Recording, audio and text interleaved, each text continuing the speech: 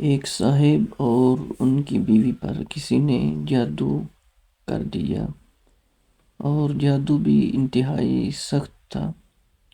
سخت جادو کا وار کیا۔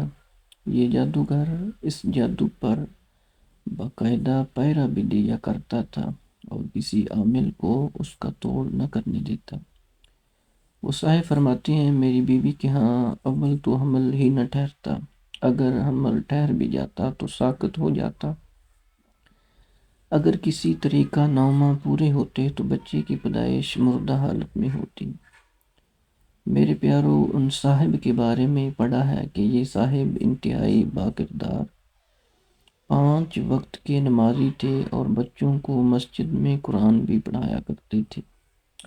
بہت علاج کروائے، بڑے سے بڑا عامل بلوایا اور علاج کروایا اور ایڈی چوٹی کا زور لگا دیا، مگر نتیجہ صفر نکلا۔ ایک دن ایک انتہائی درویش باعمل عالم اور عامل کے پاس جانا ہوا۔ یہ صاحب اپنے استخارہ کے لیے مشہور تھے اور ان کا استخارہ 1 منٹ کا ہوا کرتا تھا۔ 1 منٹ میں سارا کچا چٹا کھول کے رکھ دیتے۔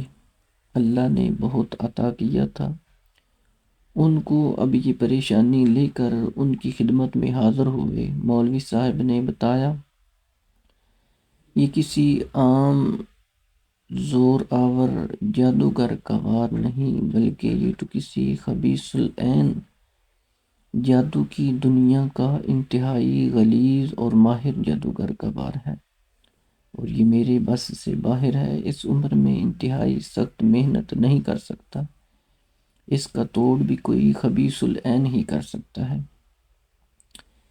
یہ صاحب چونکہ مجبور تھے، اس لیے پوچھنے لگے کہ کچھ تو حل ہوگا۔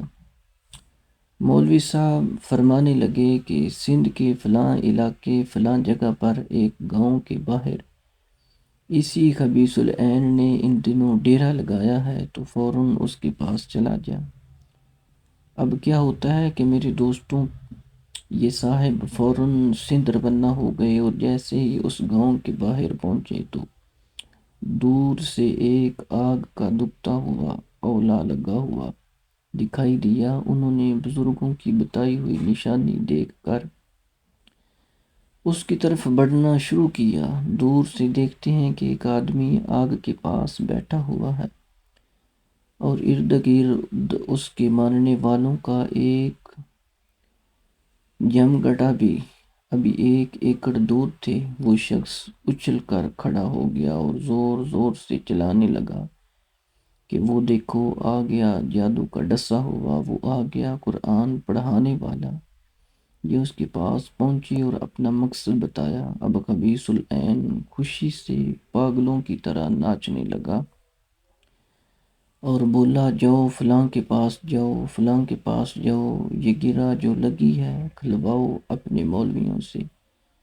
غرض اس نے مولوی صاحبان کے ساتھ ساتھ ان صاحب کو بھی برا بلا کہا اور بڑے بڑے خدائی کے دعوے بھی کیے اور جادو توڑنے سے انکار کر دیا۔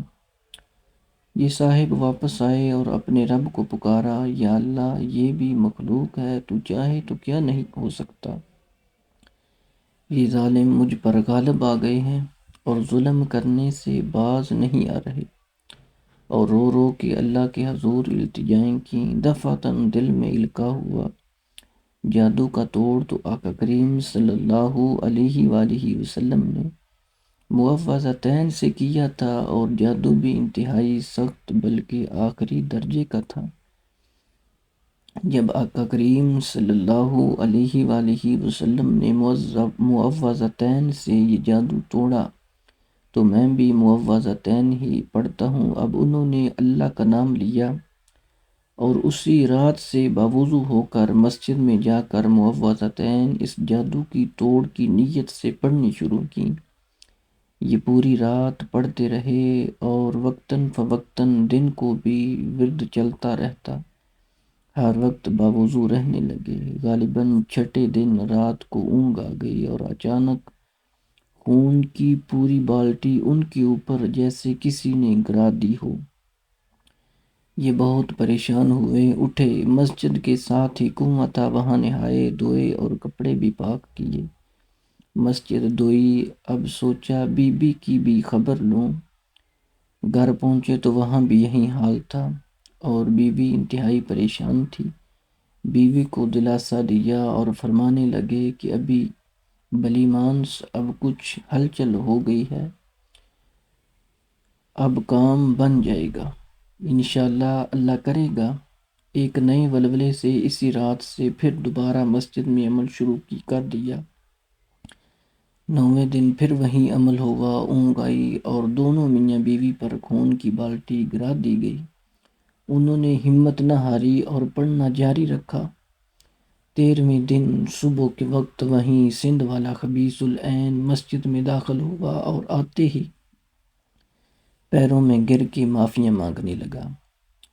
اب ان صاحب نے تو اس سے بولا کہ تو مجھ سے کیوں معافیاں مانگ رہا ہے؟ کہنے لگا کہ اللہ کے واسطے مجھے معاف کر دیجئے، پھر میں بتاؤں گا۔ انہوں نے معاف کر دیا اور وجہ پوچھی۔ کہنے لگا کہ آپ میاں بیوی پر جادو میں نے کیا تھا۔ جب آپ مسجد میں عمل کرنے بیٹھے تو میں بھی آپ کے مقابلے میں بیٹھ گیا۔ روزانہ میرا کیا ہوا جادو مجھ پر ہی الٹا چلنے لگا۔ میرے موکل میرے دشمن ہو گئے۔ یہ صاحب فرمانے لگے، اگر یہ بات تو نے مجھے پہلے بتا دی ہوتی تو تجھے میں کبھی بھی معاف نہ کرتا۔ بہرحال یہ جادوگر معافی مانگ کر اپنی جان بچا کر واپس سندھ لوٹ گیا، کیونکہ اگر وہ معافی نہ مانگتا تو جان سے ہاتھ دھو بیٹھتا۔ انہوں نے اللہ کا شکر ادا کیا مگر جادوگر کی صلح کا اعتبار بھی نہ کیا اور 41 دن مسلسل عمل کرتے رہے۔ اس کے بعد اللہ نے ان کو نرینہ صحت مند اولاد سے نوازا، 2 سے 4 بیٹے عطا فرمائے اور بندش ہمیشہ کے لیے ٹوٹ گئی۔ جادو کا حتمی علاج قرآن پاک کی آخری 2 سورتیں فلق اور ناس ہیں، جنہیں معوذتین کہا جاتا ہے۔ سحر کے علاج میں مغز کی حیثیت رکھتی ہیں، یعنی سورت فلق اور سورت ناس، انہیں 11 مرتبہ صبح و شام پڑھنا چاہیے۔ بچوں پر پڑھ کر دم کرنا چاہیے۔ یہ بے نظیر بے مثال عمل ہے۔